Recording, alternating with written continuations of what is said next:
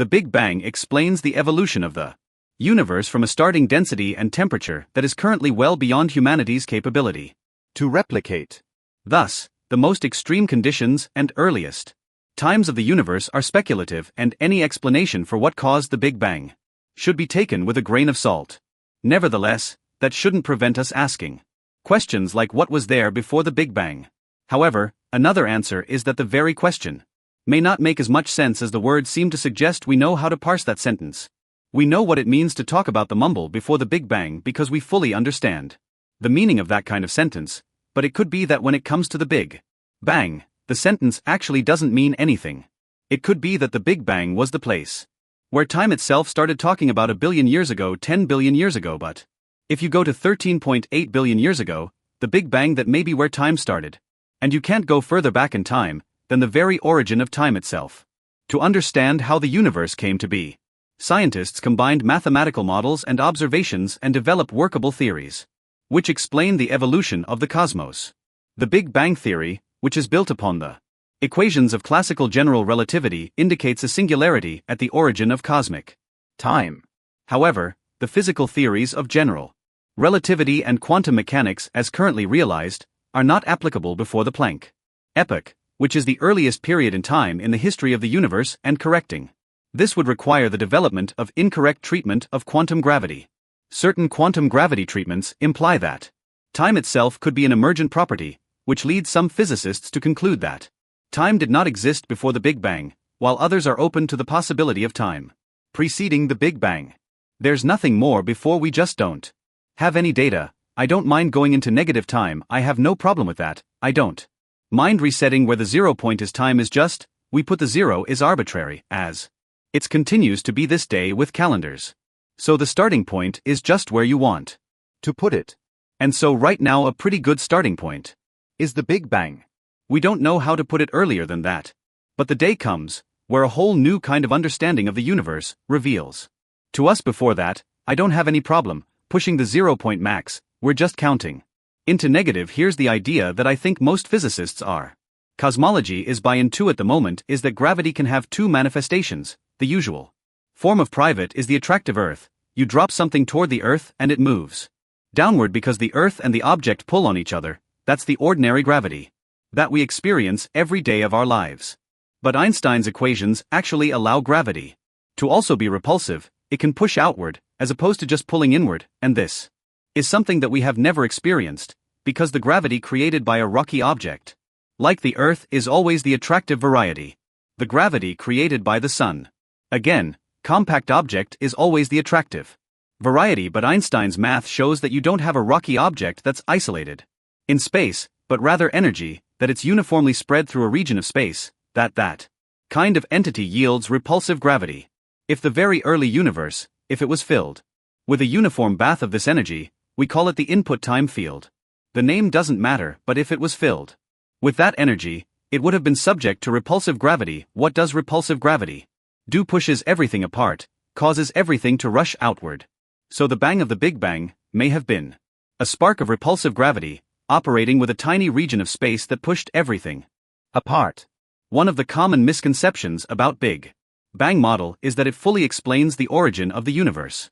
However, the Big Bang model does not describe how energy, time and space were caused, but rather it describes the emergence of the present universe from an ultra-dense and high-temperature initial state.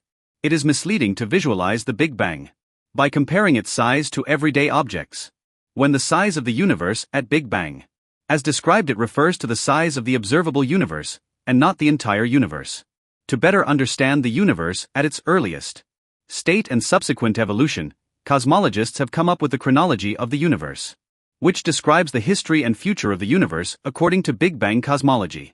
The first picosecond of cosmic time, which is 1/1,000,000th of a second, includes the Planck epoch, during which currently established laws of physics may not apply, comes the emergence and stages of the four known fundamental forces.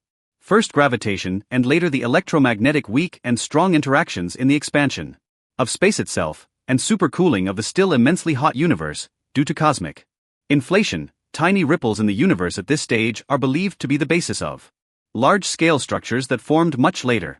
If we were to look at the universe 1 second after the Big Bang, we would see a 10 billion degrees C of neutrons, protons, electrons, anti-electrons or positrons, photons and neutrinos at about 1 second. Neutrinos decouple these. Neutrinos form the cosmic neutrino background. If primordial black holes exist, they are also formed about 1 second of cosmic time. Composite subatomic particles emerge, including protons and neutrons, in from about 2 minutes. Conditions are suitable for nucleosynthesis. Around 25% of the protons and all of the neutrons fuse into heavier elements, initially deuterium, which itself quickly fuses into mainly an isotope of helium. By 20 minutes, the universe is no longer hot enough for nuclear fusion, but far too hot, putting neutral atoms to exist, or photons to travel far. It is therefore an opaque plasma. The recombination epoch begins at around 18,000 years as electrons are combining with the helium nuclei, at around 47,000 years. As the universe cools, its behavior begins to be dominated by matter, rather than radiation, at around 100,000 years after the neutral helium atoms form. Helium hydrogen is the first molecule. Much later, hydrogen and helium hydride reacts to form molecular hydrogen, which is the fuel needed for the first stars. At about 370,000 years, neutral hydrogen atoms finished forming, and as a result, it also became transparent. For the first time in our universe, the newly formed atoms, mainly hydrogen and helium with traces of lithium, quickly reached their lowest energy state by releasing photons, and these photons can still be detected today as the cosmic microwave background, or CMB. This is the oldest observation we currently have of the universe. While it is not known what could have preceded the hot, dense state of the early universe, or how and why it originated, or even whether such questions are sensible, scientists have put forth numerous hypotheses and explanations. That could be that the Big Bang was an interesting event, but not the first event in the totality of reality. It could have been the first event that sparked the expansion of our part of space, but it could be that there's a grander realm of space within which we sit as a small part, and that grander realm may have been there for a far longer period of time. It may have experienced its own Big Bangs, may be a collection of Big Bangs that may extend infinitely far into the past. So it could be that the answer to the question, what happened before the Big Bang, is a lot of other big things, or a lot of other quantum events that were taking place in a larger landscape of reality. Then we have direct access to the simplest models in which Big Bang was caused by quantum fluctuations. The universe came into existence instantly in our perspective, due to the absence of perceived time before the Big Bang. Models include the Hartle-Hawking no boundary condition, in which the whole of spacetime is finite. The Big Bang does not represent the limit of time without any singularity. In such case, the universe is self-sufficient.